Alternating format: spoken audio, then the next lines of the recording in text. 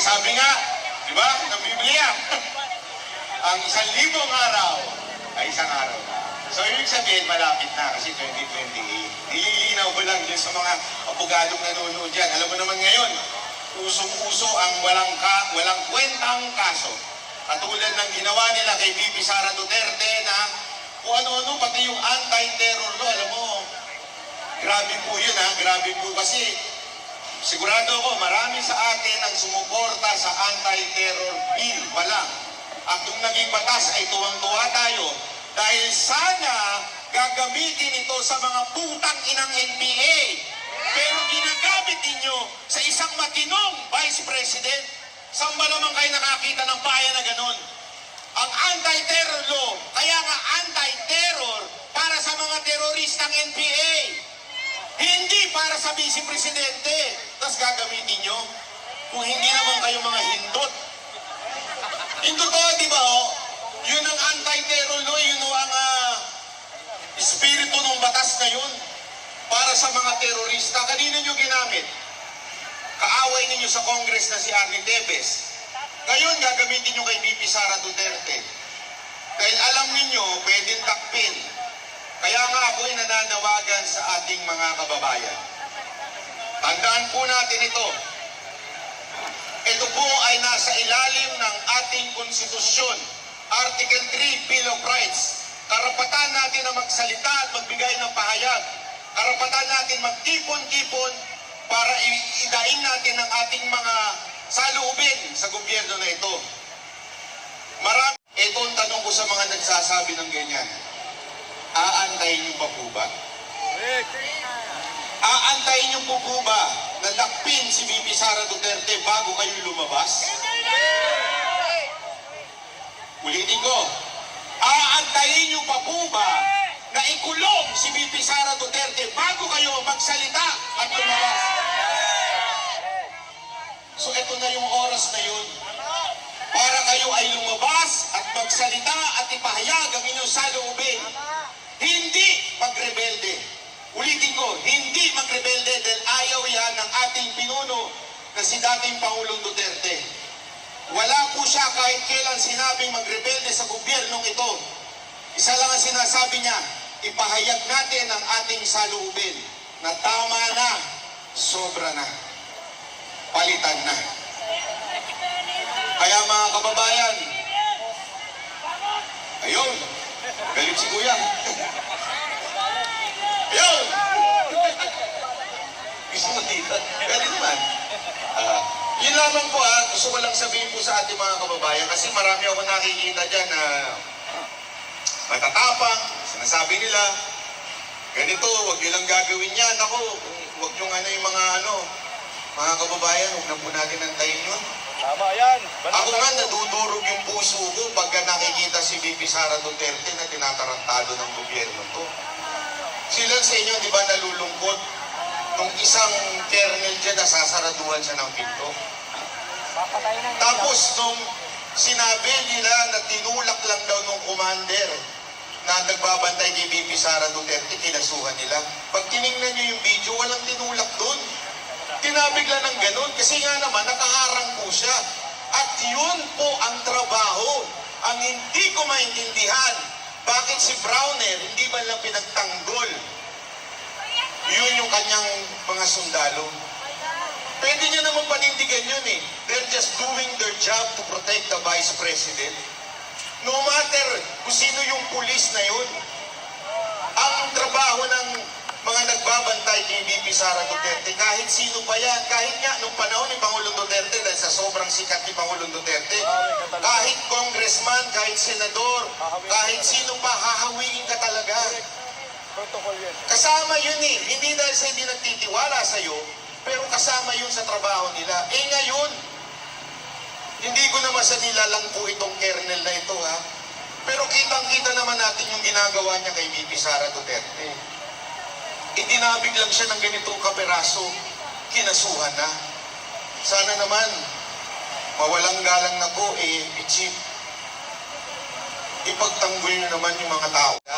Huwag po kayong sunod-sunuran kay Marbil. Ano to, si Marbil na ba ang presidente ngayon? O baka naman may yung nag-utos lang kay Marvin. Siya na ba ang presidente ngayon, si Romualdez? Talagang masyadong gahaman at gustong maging presidente ngayon.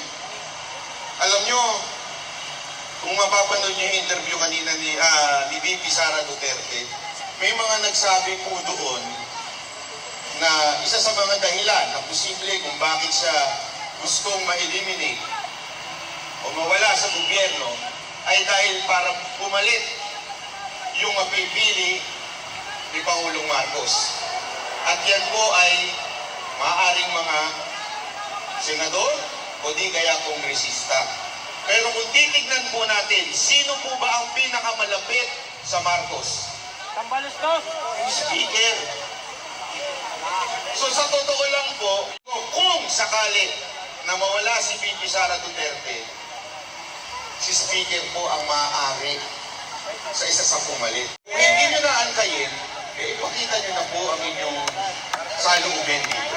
Pumunta po kayo. Again, wala ho itong pataasan ng ihi, whether veterans o EDSA.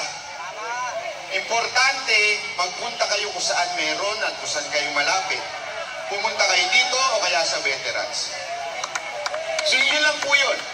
O kung gusto niyo, pumunta rin sa Congress. Wala pong problema yun. Importante, makita po nila na hindi na ho tayo pumapayag sa nangyayari. Na hindi na ho tama ito. Ang amin natin ang batas. Due process. Nasa Article 3 din po yan. Due process of law. Sa bawat Pilipino may karapatan po tayo. Lalong-lalo naman siguro ang ating Vice Presidente. May due process. Yun yung due process ng COA, hindi nila sinusunod. Alam niyo ba na exclusive po ang kapangyarihan na mag-audit sa COA? Ang COA ho ay may karapatan na sila lamang ang pwedeng mag-audit, hindi po mga congressman. Yan po ay nilagay sa ating batas, sa ating konstitusyon, para maging independent ang COA. Yan ang purpose nun. Independent dapat ang COA. Hindi sunod-sunuran sa presidente at higit sa lahat hindi sunod-sunuran sa speaker. Pero anong ginagawa ng mga congressman natin? Ang sagot at hindi sa tingin nila ay tama, ay iko-contempt nila process of law. Dahil hindi na nila sinusunod yung karapatan ng COA na maging independent. Sana mga kababayan, makita ho natin ito. Huwag nyo na hong antayin na kayo ang susunod na maging biktima ng walang due process. Tandaan ninyo, noon pa lang ang mga vloggers nagsasalita na kay Bantat. Naalala nyo noon? Sumunod si Tebes. Walang due process of law. Sumunod ang KOJC. Wala ring due process of law. Ngayon, ang Vice Presidente na. Hanggang kailan? Hanggang kailan mawawala ito sa Pilipinas? Hanggang hindi tayo lumalaban. Hanggang hindi kayo nagsasalita.